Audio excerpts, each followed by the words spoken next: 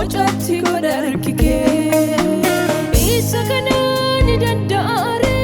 sinatti raddelfe degarte simbotina gote sinana jala dufe salbina kul finatti aduna ratti baste nami tembe tutti gaftako penatti edumate isa kanani dandare sinatti raddelfe degarte simbotina gote sinana jala dufe salbina kul finatti aduna ratti baste nami tembe tutti gaftako penatti edumate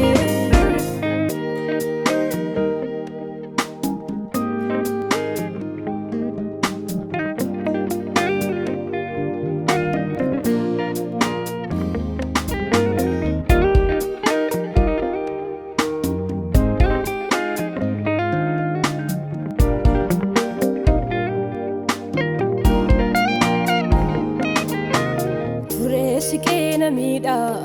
naanta'u orminaan ilaallatu jaalala keetiif malee harri koo silaaji koo libsatu haftee koo hunduu galee qabiyyee koo goota maqaa dhaadhu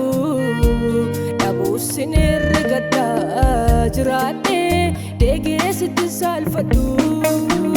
turee sikena mida naanta'u orminaan ilaallatu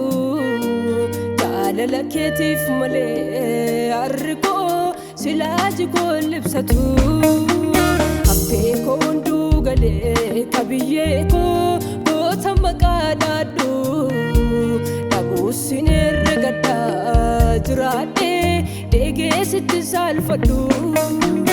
salphina koo ulfinatti aduna ratti baste nami tembe tutti gaftako penatti edumate isa kanani dandare sinatti raddelfe degarte simbotina gote sinana jala dufe salphina koo ulfinatti aduna ratti baste nami tembe tutti gaftako penatti edumate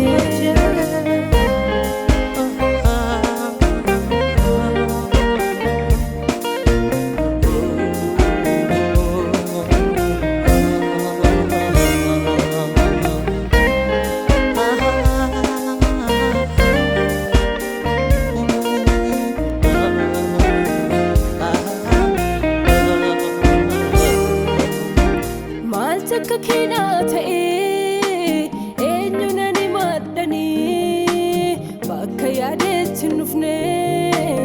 abdiinaan ta'u namni atumna koo dugda kooti miillanitti naabadhu siitu naasofsiise akkan harka kee abdadhu maltakka kina ta'e eenyunani maddani bakka yaadetti nufne abdiinaan ta'u namni atumna koo dugda kooti miillanitti naabadhu siitu naasofsiise akkan harka kee abdadhu